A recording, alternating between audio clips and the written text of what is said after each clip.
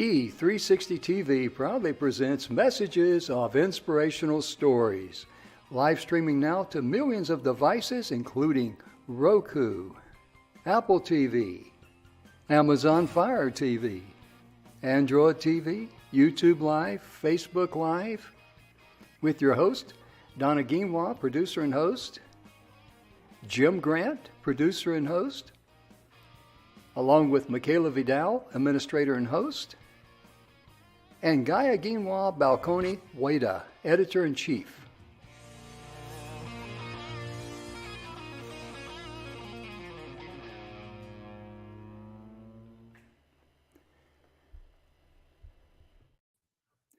Hello, ladies and gentlemen. Welcome to the show. The Messages of Inspirational Stories is proudly brought to you by the good guys at the 6minutewebinar.com.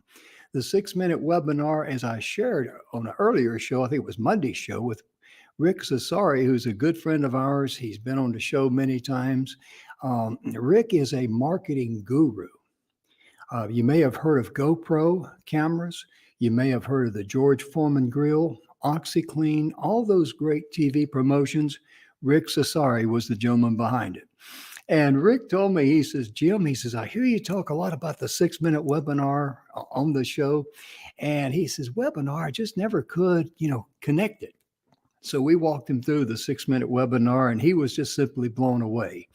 And we were very impressed with that, because when you take the caliber of someone like Rick Cesari with his successful record of all these all these TV shows and all the great success they had, my goodness, that is quite an accomplishment. But what he said was true, and we didn't realize that. The word webinar, it kind of implies there's work there, or it's going to be real long, or all that. We just picked the name webinar just because most webinars go on and on and on forever and ever. If you're like me, you may see an email come in and you might say, that's kind of interesting. You click on it and they say over the next few minutes, well, it just drags on and on and on. With the 6-minute webinar, it literally is 6 minutes or less. You got an introduction, you have a body, you have a close, and you have a call to action. But the real beauty of the 6-minute webinar, as Rick said, when he took his, he said, it made me focus down onto the bullet comments. Because, ladies and gentlemen, all of us, we're guilty of when we start, telling people about what we do and all that. We had all these words to it. We had all this fluff. This is what I do. This is how it's done, and we want to give them everything. Well, the 6-minute webinar, it actually enables you to be able to talk to your ideal client. And I've got to give a shout out. I'm going to give a couple of shout outs today. If I remember, I got to give a shout out to Stephanie Dwayne. Stephanie was the lady that was the catalyst behind us creating the 6-minute webinar, because we were in Phoenix, Arizona, and we didn't have as many people at the event as what we thought would be there. So Don McGrath came up to me and he says, hey, Jim, why don't we give everybody a little stage time? I said, okay, we can do that. He says, let's just have them condense their presentation down to 6 minutes. Just one thing that they do, 6 minutes. I said, wow, that's brilliant. I wish I was smart enough to think of that. And so we did. And we all left, Phoenix, and Stephanie went back to Florida, and she kept asking me and Don, when are you going to do that 6-minute talk? When are you going to make that into something? And we never really thought about it that much, to be honest with you. This is how smart we are sometimes. Sometimes guys are real smart. You ladies know that. You have to put up with us. But she told me and Don, she said the 6-minute webinar, or the 6-minute talk, as we were calling it then, she says, that is my personal ATM machine. She said, I went home and I tried it at the first event that I was invited to. And she says, by knowing the audience, I created a 6-minute presentation, basically, and I just expanded on the areas of benefit to make it longer to fit my time schedule. And she says, I could not believe how many people, you know, came up to me afterwards, not only ordering my product, but this one lady says, can I ask you a question? Who is your speaking coach? And so that was really the starting point of it. And it all came about during the pandemic because we all, during 2020, at the beginning of 2020, everybody was locked down and people were worried if they had enough toilet paper and all that nonsense. I'd say that in good humor. But we were forced to, look at things differently. We had to go from the physical stage to the virtual stage. There was a lot of people out there that just, they had something that they wanted to present, and people are trying to sell them funnels and run ads and do all these busy work and spend a lot of money. And so Bill Heinrich, I'm going to mention Bill here a minute in his book. He's part of the 6-minute webinar, me and him and Don McGrath. And we had a conversation, and Bill says, listen, what Stephanie's been telling us, we should listen to her. So we had a mini mastermind. And that is really how the 6-minute webinar went from a seed of a thought to blossom and become a full-blown plant. And we're very, very honored and blessed with that. But what created it, my point being, was we went to an event. We were told there were going to be a lot of people there. There wasn't. Okay, all right. But you still put your best foot forward, and we did. And it just made us shine. And the end result was it's blessed a lot of people. We've had a lot of people thank us, and just about every single. I'll tell you how good it is. When we do a 6-minute webinar, and then we do our upsell for other programs that we have a 60% closing ratio. Not bad, huh? Not bad for two guys that didn't know what we had. And Stephanie kept saying, hey, I call this my ATM machine. Kind of like, oh, okay. I could use one of them. How do you get one? And I'm not trying to be funny or anything. I'm just saying it was, she was the catalyst. So Stephanie Dwayne, thank you so much. I know that you watched the show. I don't know if you're going to see it live today or if you're going to catch it on a replay, but thank you very, very, very much. And young lady, I need to get you as a guest back on my show. So that's an open invitation. Also, I mentioned Mr. Bill Heinrich. We're also brought to you by Mr. Bill Heinrich. He is the author of The 7 Levels of Truth. And this book, I've had both of Bill's books. This book here on the back cover says it best in one sentence. And I want to share this with you because this leads us into our topic today about mentoring our youth. We're going to be talking about the age of enlightenment too. This book is for anyone seeking answers, solutions for success in life. Your birthright, listen to this, folks. Your birthright is for you to enjoy abundance, love, peace, and joy. Isn't that amazing? And this book here teaches you how to let go of the physical and enjoy the love and the abundance of life. And we're so honored to be affiliated with Mr. Bill Heinrich.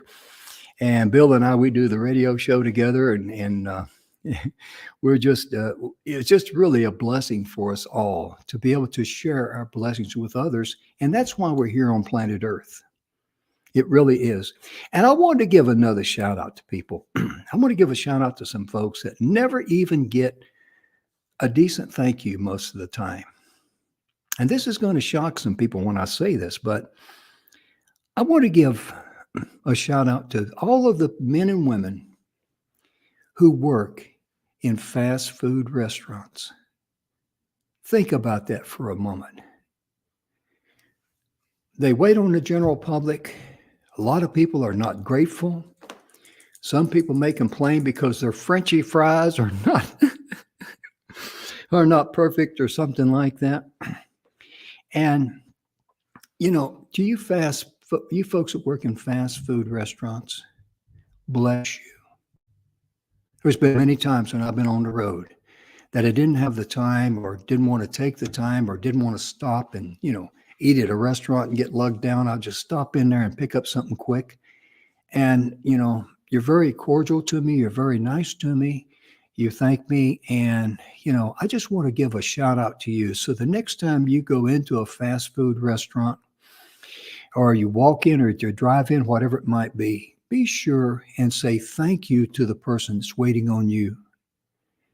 And be sure and bless them and hope they have a nice day because, you might be the only person that week that might say thank you and bless you, and I hope you have a nice day.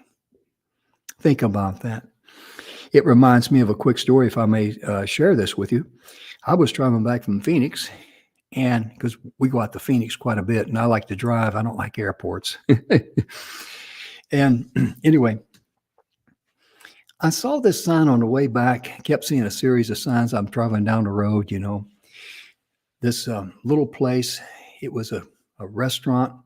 It was a convenience store and a gas station.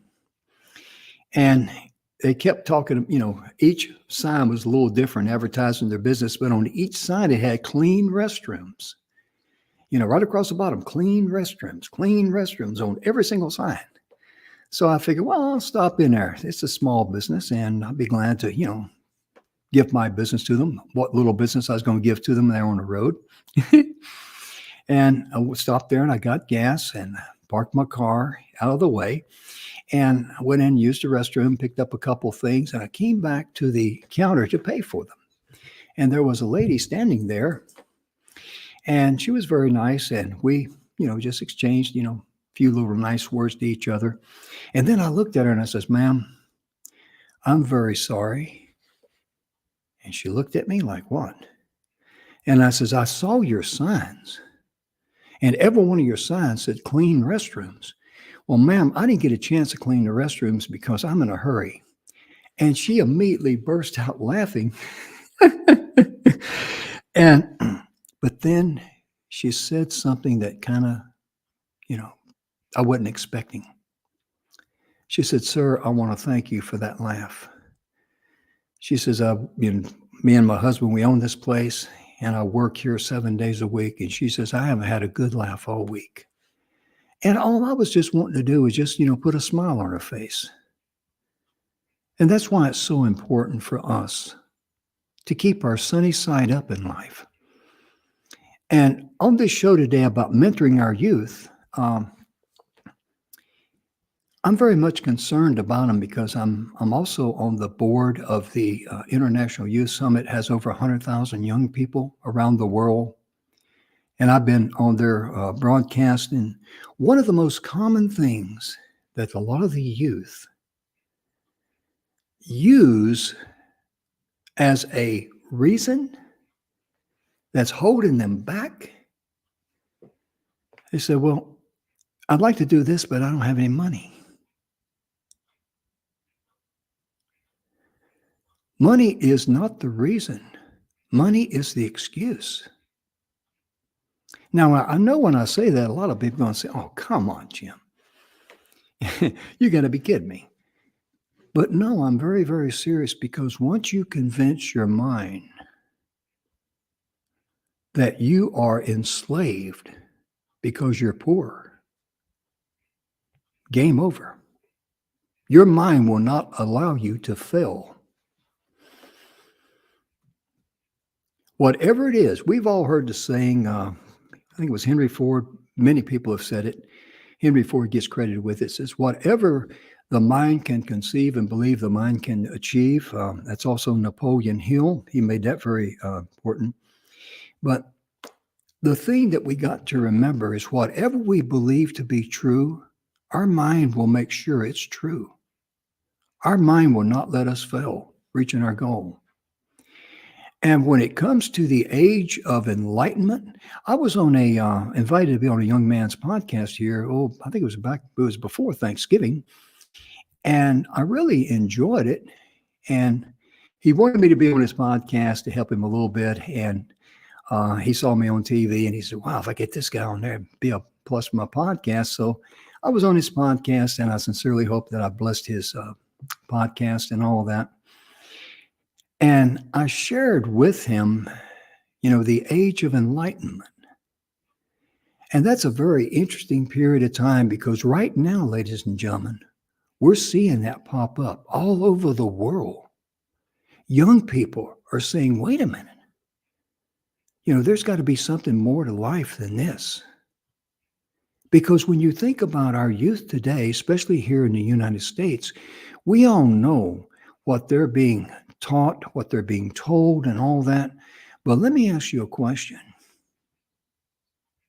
How could they possibly take the things that they're being told, taught, and maybe even the way to think, how can that possibly help them buy the groceries or pay the rent or fill their gas tank full of gas? Can't be done, can it? And these young people, and there's also older people too that are saying, hey, what's going on? We've had enough of this doom and gloom. We've had enough of this name calling. We're sick and tired of it. And therefore, being a mentor, we could be a mentor to someone that's 50 years of age. I'm 74. I need mentorship from time to time. When someone wants to give me some advice or encourage me on something, I listen. Because if I'm listening, I'm learning something. And that is extremely important because the person, when they're talking, they're just telling what they already know. But the person, when they're listening, they're hearing other things that they may not know. And that's really important in life. The Age of Enlightenment, that was a period that started back. Let me get my notes here right quick, if I may. I'm looking at it here. It's been historians and many philosophers and people, they go back and they credit Francis Bacon's Novum Organum, which was printed in 1620, as being the kickoff of the Age of Enlightenment. And there was a whole series of events that happened over about 150 years. They believe, or they credit it with kind of like officially ending with Immanuel Kant when he produced his Critique of Pure Reason in 1781. So they say it started around 1620 and it went through 1781 because there were a lot of people there in that day and time, multitude of people from all walks of life, all age groups that were saying, hey, we're tired of all this, being kept in the dark. They knew deep down inside, just like Bill said right here, it is your birthright to enjoy the abundance, love, peace, and joy that life has to offer. We're all entitled to that, just like we're entitled to sunlight and oxygen. And this upheaval of this unrest, I should call it, it's what generated the 30 Years' War back in 1648. And the 30 Years' War went from 1618 to 1648. And it was mainly, in a nutshell, a fight between, it started in Germany, and it was mainly between the Protestants and the Catholics. It was a religious war. That was the root of it. And you go like, my goodness, it's pitiful for people in the world of religion to go to war over ideologies, myths sometimes, and things of this nature. And it was also a catalyst for the French Revolution, which took place in 1789 to 1799. And there was a lot of people during that time who were fed up with this legislation, regulation, and strangulation of their lives and of their freedoms and all that. And this period planted the seed for the pilgrims, the first pilgrims who got on the Mayflower, to come to the United States, and it was the catalyst which created the United States of America. And it was also Thomas Jefferson was he wasn't physically involved in the French Revolution, but he had influence in the French Revolution. Let me say that. But the founding fathers understood tyranny. They understood that you cannot, govern people with an iron fist. A lot of, rulers and kings and things of this nature, that's what they wanted, but it just doesn't work. It's like trying to hold water in your hand. The tighter you squeeze, the faster it gets, squishes out. And the Age of Enlightenment was the reason why that America was created, because the people who left Europe coming to the United States, they were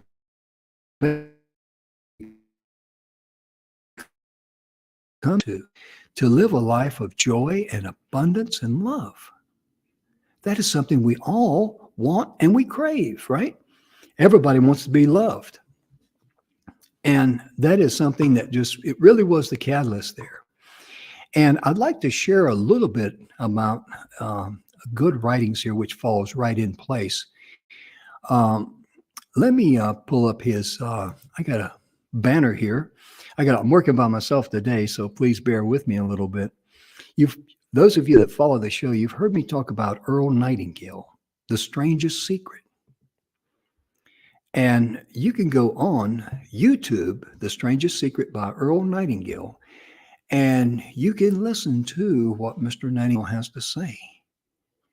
And one of the things that really, in talking with young people, and even me to some degree when I was younger, anything you asked of the universe, it can't say no.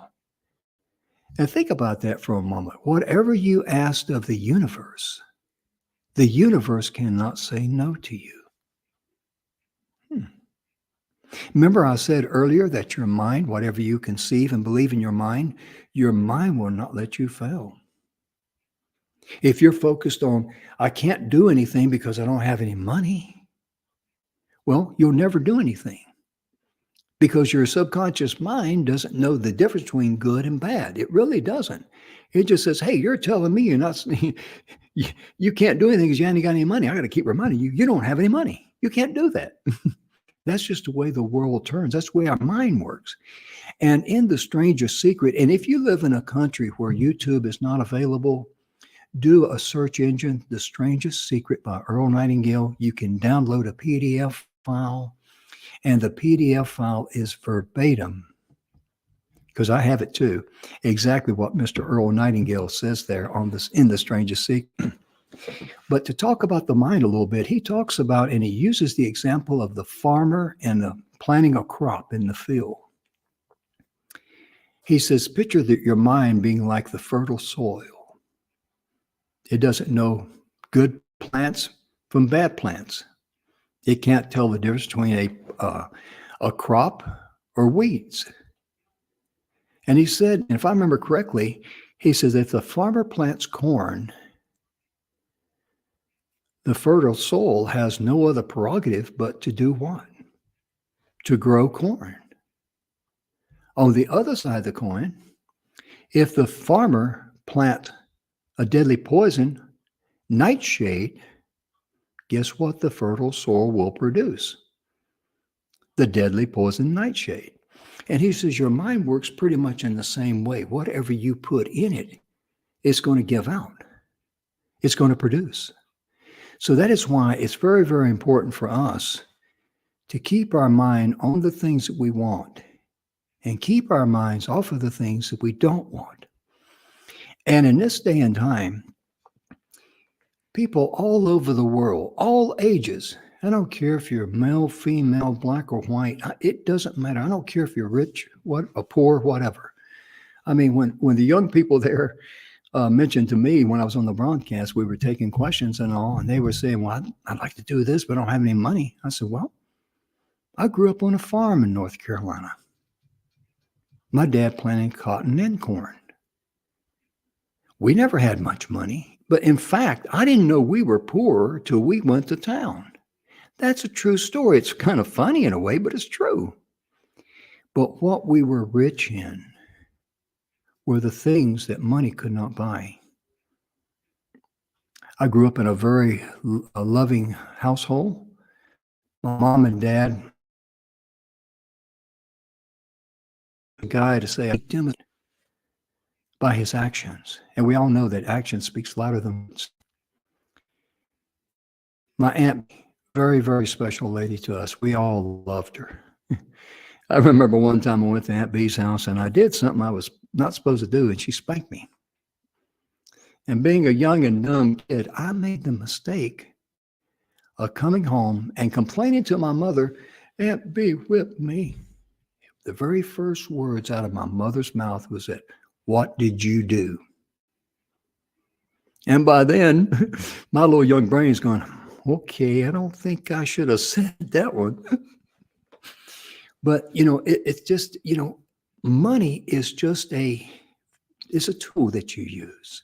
And if you don't have money and you think that's holding you back, let it go. Find ways to be able to get from where you are to where you want to be. Ask for divine guidance is a great way of doing it. That don't cost you anything. Get involved in masterminds with people who think like you do. Share ideas. Ask for other people's help. People love to help you. That's another way that you can do it. And for you to be a mentor, we all need to be a mentor. I'm not talking about on a grandiose scale of, mentoring a multitude of people and all that. That builds if one person will help one other person and teach that person to help another person, the domino effect in that would go around the world. Because to become a good mentor, the first thing we got to realize is that being a mentorship is basically between two people. The mentor, and who is more experienced in knowledge and in life, and the one who is lacking that knowledge in life, and to be open and to share that with the young person or with the younger individual. And younger, I don't mean by, age.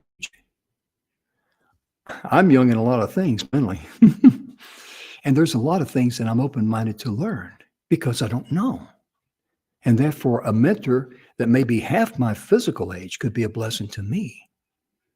And so don't think that being a mentor has anything to do with age. It has everything to do with knowledge and wisdom.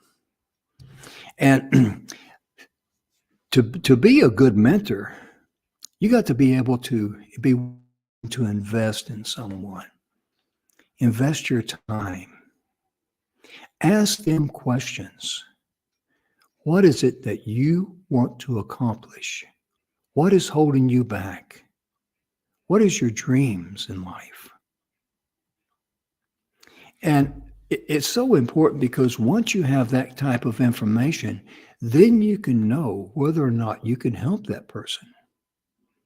You may not be able to help that person. If you can't, be honest. Just say, based on what you're telling me, I don't think would be a good man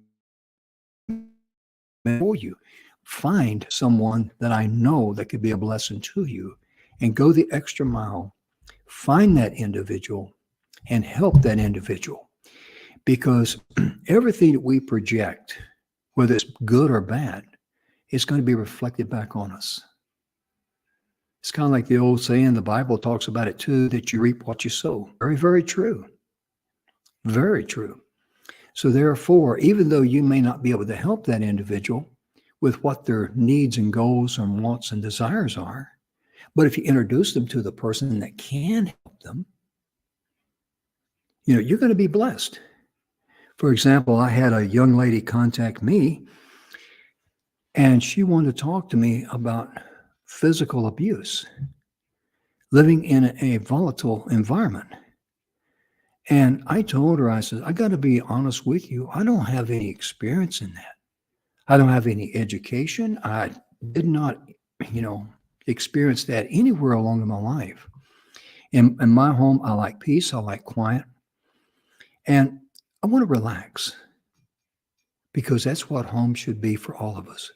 It should be a refuge where we can go, lie down, rest, and be grateful for the blessings of life. That to me is what a home is. It's not the building, it's certainly not the furnishings. It's how do we feel deep down inside when we go home? Are we happy? Like when you go to the doctor here, one of the questions they asked you, and this just started here in the last few years, is that do you feel safe at home? And those of you that know me know I have a warped sense of humor. And it wasn't the first time, it was probably the second or third time I was asked, and this nurse was taking, information. She says, uh, do you feel safe at home? I said, well, sure. I got guns. And she just kind of like stopped and looked at me. I said, ma'am, I'm just teasing you a little bit. I mean, good grief, don't take life so seriously. But that's a good question. When you go home, you should be able to enter into your doorway. I don't care because what kind of a home you live in. I tell people, which is true, I live in a little ranch house. And it's just 3-bedroom, nothing fancy. It's got, garages at the end and all that. But when I walk in that door, I mean, I don't have a lot of, artwork, and I don't have any artwork in my house worth, thousands of dollars or anything like that, but I don't need it. And do I have food in my house? Yes. Give thanks for that. This is some of the things that we should be sharing with some of the young people, to be thankful for what they have, not what their neighbors got, or not what they see people that may have, fancy cars and nice clothes and all that on TV. That's the wrong focal point. That is one of the problems with our younger generation today. They want more, more, more. They can't be satisfied with the simple things of life. I may be sounding like an old fogey, but what I'm saying is true, ladies and gentlemen. If you have food in your home, are you thankful for it? Have you ever known of anyone that didn't have food in their home, or was hungry, or didn't have much food? Do you have heat in the wintertime and air conditioning in the summertime? Here recently, here in the United States, we had a freeze and people, lost their power and all of that. And it was miserable in fact, a lot of people lost their life, trying to stay warm. It's the little things in life that we need to be grateful for. And I'm going to share a story with you back when I had my manufacturing business. I was a preferred vendor of Alcoa. And we had bid for a job. In those days, I had to get MSHA certified, which is Mine Safety Health Administrative Certified. It's the mine version of the OSHA for the United States government. I had sent all my workers there to go through this class to be certified. And because we put out all that money and we were able to meet all their criteria and everything, they hired us for the job. And it was at the over in Rockdale, Texas. It was at the Sandow mine, and we had to line the chutes along this 12-mile long conveying system. And it was already up and running, so we were just doing some repairs to it. Excuse me, I lost my earpiece there. And anyway, we did the job, and the type of plastic we had to use was an ultra-high molecular weight polyethylene. It's got fiberglass in it and everything else. I mean, it can't be extruded. It has to be compression molded together. It came in sheets. So we had to cut out the patterns and fit everything and all of that stuff. Well, we got that job done, and there was another contractor who was working at the sister mine, which is 18 miles long. It was the Three Oaks mine. And one day I get a text right after we finished it up. And They wanted me to come down there and give them a bid on the job. Now, the way it works, and I need to point this out so you can understand, the way it works is that when you do a job, every step of the job has to be signed off as being completed.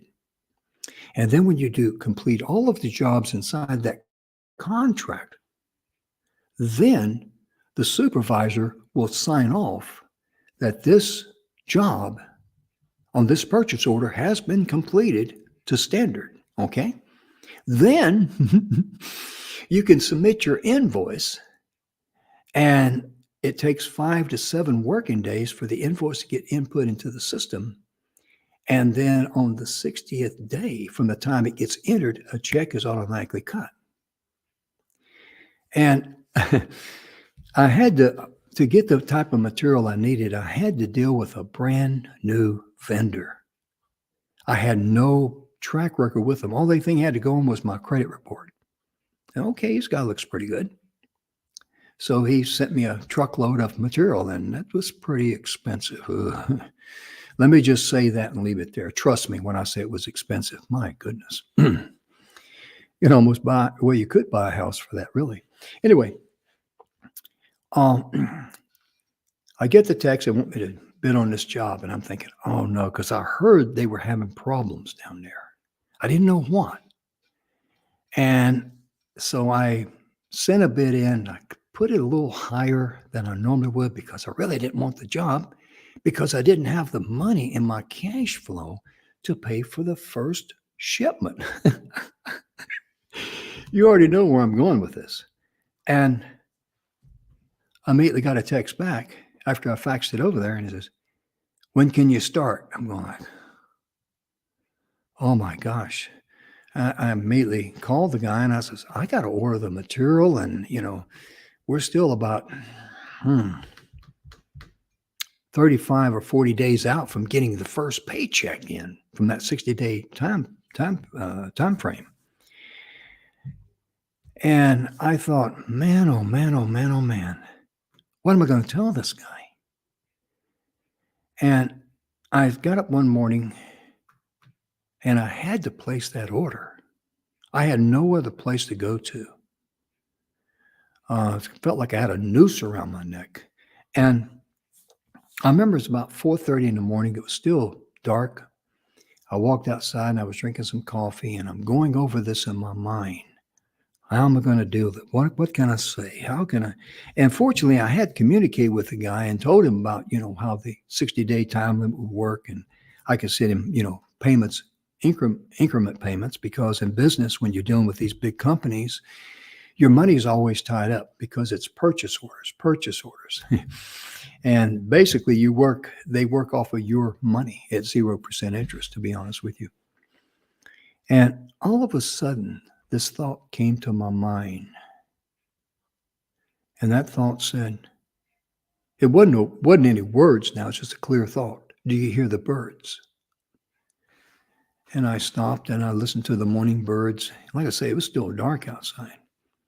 And we were in the middle of a drought for about 2 years here in Texas. And the birds were singing very beautiful. And the next thought came to my mind was that even they will sing in a drought. And it really brought me down to reality, planet Earth, you might say. And so I made up my mind, I'm going to call the guy by 9 o'clock. I'm not going to let this eat me up all day. I can't. I don't have the time. So I called him up and I said, hey, I got a problem. And I told him everything. And he says, okay. He says, can you send me any money today? And I said, yes, sir, I can. And I think I sent him something like $35,000 or something like that. He said, well, if you do that, Jim, I'll release a shipment to you.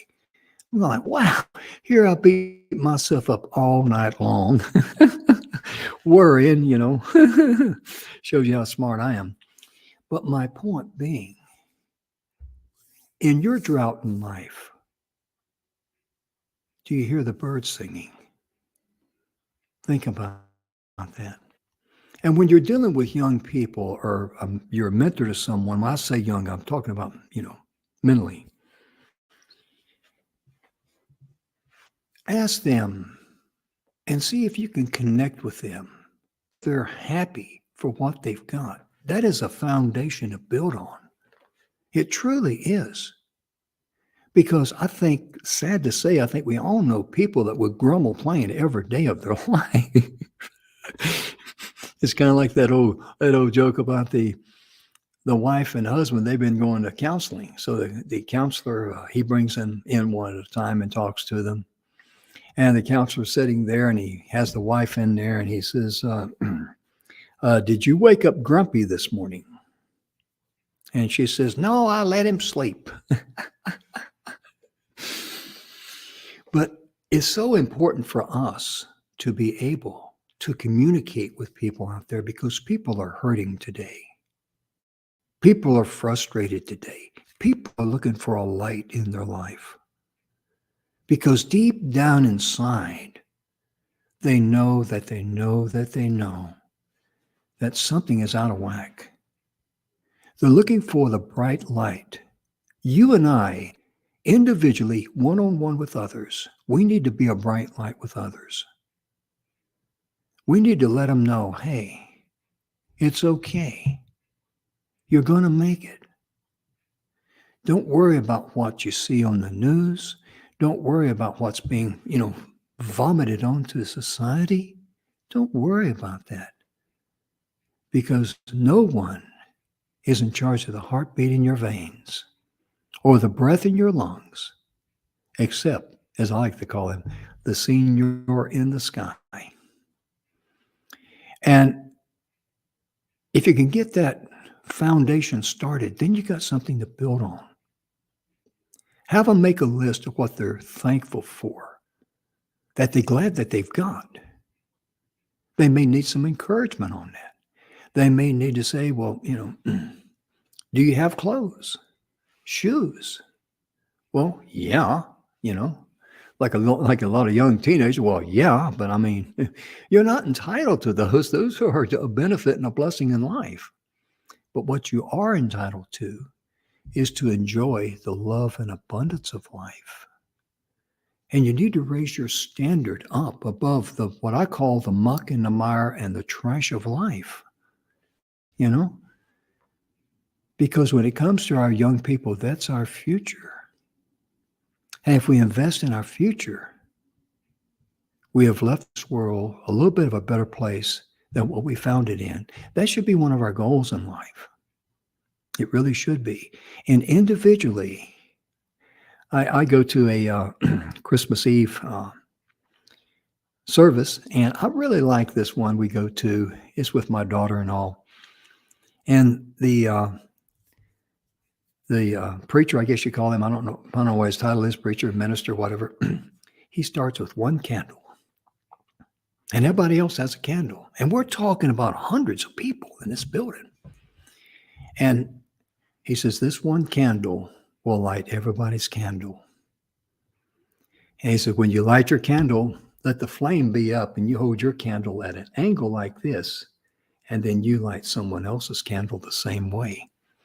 And within about 3 to 4 minutes, the entire room is lit up with candles. The question that I have for you, are you willing to be a candle to light someone else's candle? That's so important. Because if you do, you're going to be blessed. And when you look for ways to bless others, it's going to come right back to you. It certainly will. And ladies and gentlemen, my throat is not up to par today, but I want to, share this information with you. We never script a show or anything like that because the energy that comes to us and the thought process that comes from a higher source.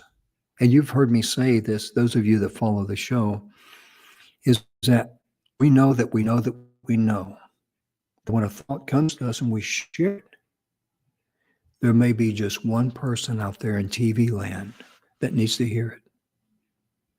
We broadcast, of course, through E360 TV's network on Roku, Apple TV, Android TV, Amazon Fire TV. We're all over the world. And to all of you folks that watch our show and enjoy our show, thank you so very much. Thank you from the bottom of our heart. Donna could not be with us today, or Emerson, or Charlene. Everybody's got something going on. I'm still getting over a little bit of a chest congestion thing here, but I wanted to give you folks a complimentary gift. And let me put up the email address here. So if you have a question or comment, or you'd like to know more about it, be sure and email us here at inspiration at e360tv.com. Many years ago, well, when I was a kid in school, to be honest, and that's a long time ago, I suffered from the fear of public speaking. It's known as glossophobia. And I didn't know that. But I was in school one day, I think I was in the fifth grade. Oh, that was a horrible year. You don't want to hear that story. The teacher's husband, he worked on the same line crew at the power company. They were pole climbers that my dad did. So everything that I did in that class, let's just say it got blown up a little bit bigger, because she would tell him, he would tell my dad, but anyway, you know how that went. But she said, we're going to do 2 oral book reports. We're going to do one in the fall and one in the spring. And immediately, my whole world just closed in on me. I felt this ringing in my ears. I felt lightheaded. I was scared to death. And she said, you have to go down to the library and check out a book from the library. And you got to bring it back and show me the book. And I'll record the book you're going to read. And that's the way we're going to do it. So, and you folks have probably heard this story before if you've watched the show for some time. I tell people the truth. When I went in that library, guess what kind of a book I was looking for? I was looking for the skinniest book they had. I didn't care if it was on zoology or basket weaving. And I had to give that book report, and I had to give another one in the spring of the year. It was such a horrible and frightening experience for me. I swore right then and there as a little boy, I would never, ever, ever go through something like that again. And all the way down through my adult life, if I was put in a position, I could sit at, at a conference table and give a report or something like that. But if I was ever in a position where I had to give a speech or something like that, I would always find one person that I knew could do it. And I would also sell them on the idea, hey, listen, I don't really care to do this speaking report. If you do that, let me do this other job for you. And I would always pick out a job that they hated. I would. That was the way I skated around it. And then when I became an instructor, I had to become a certified instructor. I had to teach class. And my point being, through all of that journey and how I conquered glossophobia, which is glosso is a Greek word meaning the tongue, and phobia, fear, of course, the fear of public speaking. I created a document. It's a detailed document on how you can overcome the fear of public speaking. And it's my complimentary gift to you. Just email us here at the TV station, inspiratione360tv.com. And I'll be glad to get it out to you. The staff will get it, make sure that I get it, and we'll get it out to you. And we do not add people's email addresses to one of these auto email kick out things where they try to sell you this and try to sell you that. We don't do that because we're just like you. We don't like spam, and we don't like for our trust to be abused. And ladies and gentlemen, our time is about gone, and I wanted to make sure that I gave that out to you because having a fear of public speaking, it's real.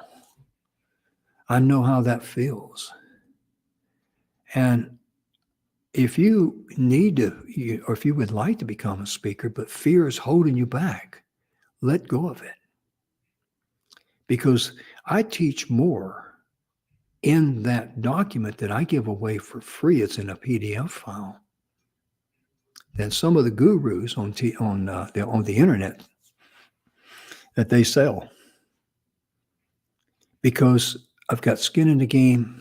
I've got compassion about who you are, where you're coming from, because I've been there and I know how that feels. And please let me be a blessing to you. Just email us here at the TV station, inspiratione360tv.com. It would be our honor and our pleasure to get that to you. If you'd like to know anything about the 6-minute webinar, again, please email us here. We'd be glad to get information to you. It's complimentary. We don't, we're not going to just give you a tidbit or anything like that. We will answer your questions and help you any way we can. In fact, we're going to be putting on a training class.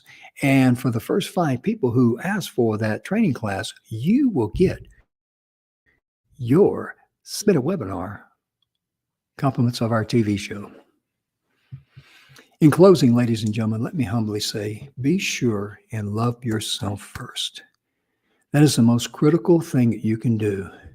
Give yourself a gift.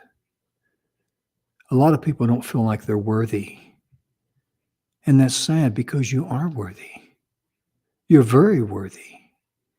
And if anyone tells you you're not worthy, or if they like to put you down or something like that, have enough love in your heart for yourself that you will love them enough to let them go. Because if they're not a blessing in your life,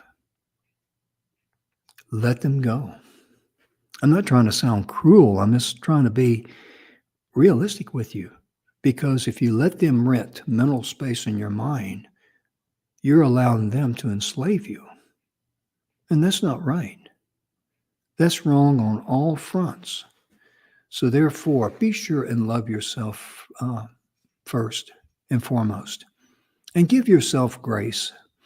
And I like to say, when it comes to grace, the best example I can give you, for many, many years, I'd make a list of things that I wanted to get done every day, which I do. And at the end of the day, I wasn't thankful for what I got done. I was frustrated with myself as I focused on the things that I did not get done. So therefore, love yourself enough to give yourself grace and give yourself mercy and let it go. And be thankful for what you did get done. On behalf of our crew here at this TV station and then behind the show, we just want to thank you so much for tuning in. We sincerely hope and pray that you and your loved ones are blessed in all areas of your life, in health, happiness, and love. We'll be back tomorrow. We're going to be talking about pets we love. Me and Donna will be here. And because we are animal lovers. I'll tell you right now, I just, can you imagine what a beautiful world this world would be if everyone had the heart of the family dog? We'll see you tomorrow, folks. Have a good one. Take care of yourself. Be sure and love yourself and give yourself grace. We'll catch you on the flip side now. Bye-bye.